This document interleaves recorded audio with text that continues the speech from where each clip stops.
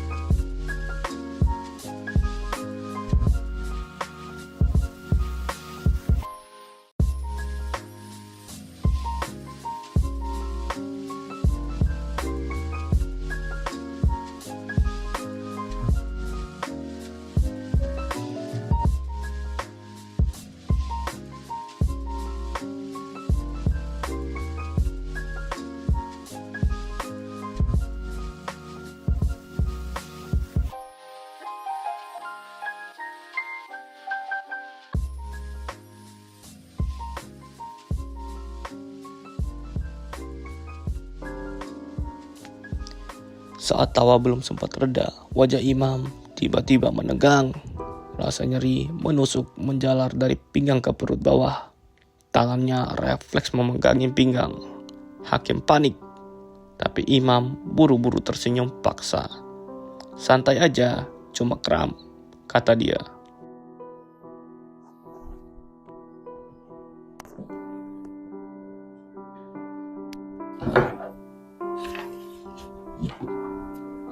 Kondisi Imam itu sebenarnya sudah semakin turun dan kami sudah berusaha untuk cari donor ginjal yang cocok untuk Imam, tapi belum ada yang sesuai dengan data di nasional.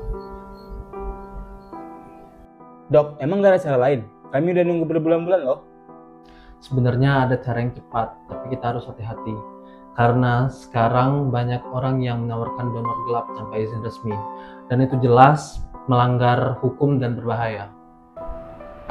Kim, jangan mengambil jalan yang salah. Aku nggak mau nyusahin orang lain.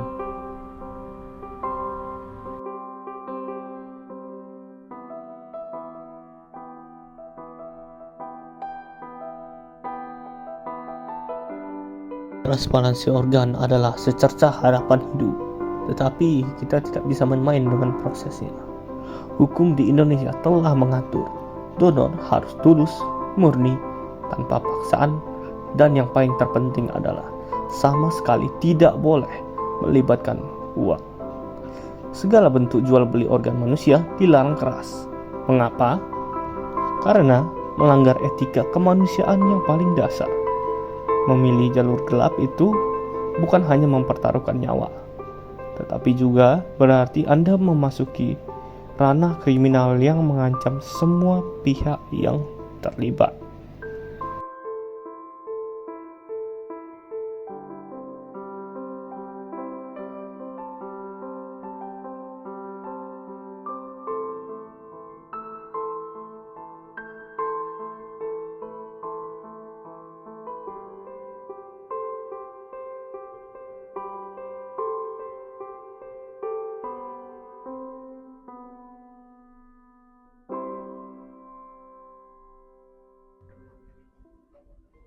betul dengan yang namanya Hakim.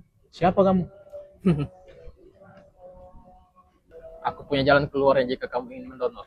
Tinggal siapkan biaya pengganti saja. Maksudnya donor ilegal? Bukan ilegal, tapi jalan pintas. Jika kamu mau, ini alamatnya.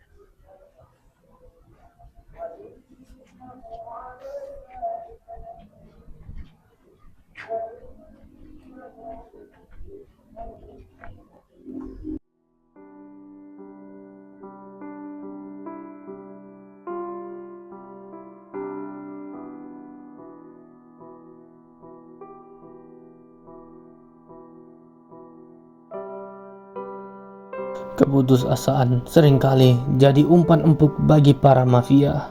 Sindikat perdagangan organ ilegal tahu benar cara memanfaatkan keterdesakan waktu Anda. Mereka menawarkan jalan pintas cepat dengan imbalan materi. Jangan pernah tertipu kawan. Ingat, jerat hukumnya nyata dan serius. Undang-undang Kesehatan mengancam pelaku jual beli organ dengan hukuman penjara hingga 15 tahun dan denda miliaran rupiah. Apakah menyelamatkan nyawa seseorang harus ditukar dengan masa depan Anda dan juga kebebasan? Pikirkan lagi sebelum melangkah di jalan yang salah ini.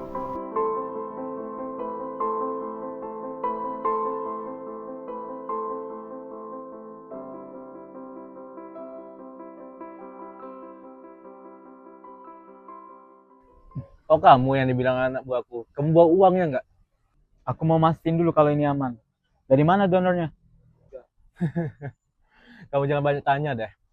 Tolong ambil tas lo.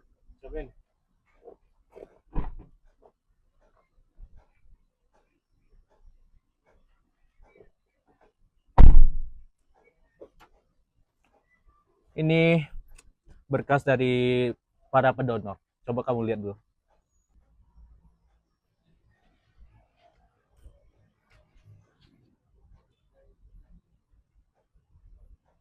Ini mereka dijual. Wah, nggak bener nih. Kalian jual organ dari orang-orang yang nggak tahu apa-apa. Jangan banyak tanya deh. Dunia itu nggak sesuci yang kau kira. Lagian, kau pengen temanmu sehat kan? Masa harus nunggu berapa bulan lagi? Ya. Kejahatan ini beroperasi dalam bayangan, didukung oleh dokumen palsu dan memanfaatkan orang-orang lemah. Ketika hakim melihat data identitas yang diberikan oleh kriminal itu, ia melihat kebenaran yang mengerikan. Organ itu bukan disumbangkan, tapi dicuri atau diambil dari korban eksploitasi dan juga perdagangan manusia. Meskipun niat hakim mulia berpartisipasi dalam transaksi ini, walau hanya sebentar, membuatnya terlibat dalam konspirasi kejahatan. Dok, aku hampir terjebak. Ada kelompok jual organ manusia secara ilegal. Tenang Kim, ayo duduk dulu.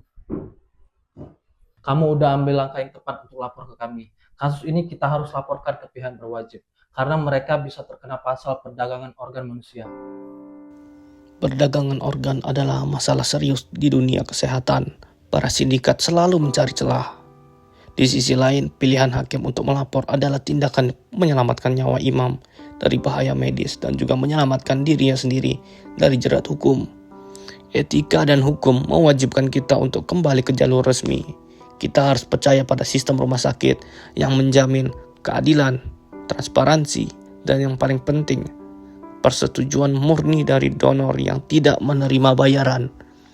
Hukum adalah pelindung kemanusiaan kita. Dalam hukum kesehatan di Indonesia, ada beberapa ketentuan. Pertama, donor organ harus sukarela dan tanpa paksaan. Kedua, wajib ada persetujuan tertulis dari donor atau keluarganya. Ketiga, jual beli organ adalah tindak pidana berat. Dan keempat, transplantasi hanya boleh dilakukan oleh tenaga medis resmi di rumah sakit berizin. Sesuai peraturan pemerintah nomor 28 tahun 2024 tentang pelaksanaan Undang-Undang Kesehatan. Pasal 326 ayat 2 menegaskan bahwa Organ dan atau jaringan tubuh dilarang dikomersialkan atau diperjualbelikan dengan alasan apapun. Dan pasal 327 ayat 3 menyebutkan bahwa jika semasa hidup seseorang telah menyatakan kesediaannya sebagai donor, maka pengambilan organ dapat dilakukan saat yang bersangkutan meninggal, tanpa perlu persetujuan keluarga. Lalu, pasal 360 menegaskan bahwa transplantasi jaringan tubuh seperti kornea atau sklera hanya boleh dilakukan di fasilitas kesehatan berizin. Peraturan ini dibuat untuk melindungi nilai kemanusiaan dan mencegah penyalahgunaan donor.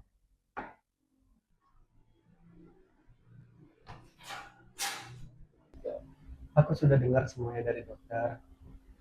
Kapan hari kamu hampir beli organ ya? Iya, aku nyesel banget. Mana lagi kelompok jual organnya serem, dan salah satu penjual organ itu kayak orang gila. Aku kemarin cuma pengen temanku cepat sembuh, tapi ternyata nggak ada jalan pintas. Ya udah, nggak apa-apa. Makasih ya. Yang penting sekarang kita tahu menolong itu bukan cuma soal niat, tetapi dengan cara yang benar. Momen ini membuktikan donor organ adalah hadiah terbesar kehidupan, pemberian tulus tanpa pamrih. Nilai mulia ini akan hilang jika dicampuri dengan uang dan juga kebohongan. Ingat baik-baik aturannya. Persetujuan harus tulus, tanpa paksaan dan tanpa kompensasi. Jadikan kisah ini sebagai pelajaran. Menolong harus dengan cara yang benar, cara yang manusiawi, dan cara yang legal. Nyawa manusia tidak bisa dihargai dengan rupiah, dan kebenaran hukum adalah harga mati. Berdasarkan Undang-Undang Nomor 17 Tahun 2023 tentang Kesehatan, setiap tindakan donor organ harus dilakukan secara sukarela, tanpa paksaan, dan tanpa imbalan dalam bentuk apapun.